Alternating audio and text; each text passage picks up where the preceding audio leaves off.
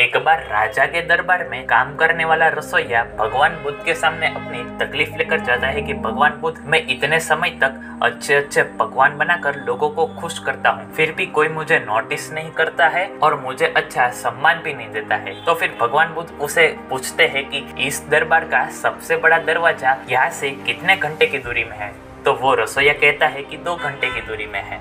तो फिर भगवान बुद्ध उस रसोइये को कहते हैं कि जाओ, तुम उस सबसे बड़े दरवाजे को छू कर वापस आ जाओ। तो फिर वो रसोइया इतनी तेज दौड़कर जाता है तो वो 1 घंटे में ही वापस आ जाता है। तो वहां पर लोगों ने उस रसोइये पर विश्वास नहीं किया कि ये 1 घंटे में वापस आ ही नहीं सकता है। तो फिर लोगों की तसल्ली के लिए वो रसोइया दूसरी बार तेज दौड़कर जाता है और उस दरवाजे को छूकर वापस 1 घंटे में आ जाता है। फिर भी लोगों ने विश्वास नहीं किया। तो फिर भगवान बुद्ध ने कहा कि यहाँ पर मैं एक अपने शिष्य को खड़ा कर दूंगा उस दरवाजे के पास और तुम वापस जाओ और उस दरवाजे को छूकर आ जाओ। तो फिर वो दरबारी फिर से दौड़कर उस दरवाजे के पास जाता है, उस दरवाजे को छूता है और 1 घंटे में वापस आ जाता है। तो फिर ये सब देखते हुए भगवान बुद्ध के एक शिष्य ने भगवान बुद्ध से सवाल किया कि आपने उस दरबारी को लगातार 3 बार दरवाजे को छूकर वापस आने को क्यों कहा। तो फिर भगवान बुद्ध इसका उत्तर देते हैं कि मैं उस रसोइये को यही समझाना चाहता था कि जब आप काम कर रहे हैं और लोग आपको देख रहे हैं तभी लोगों को आपके काम की वैल्यू समझ आएगी, और जब आप काम कर रहे हो लेकिन लोगों को आपके काम के बारे में पता ही नहीं है तो वो आपकी वैल्यू क्यों करेंगे।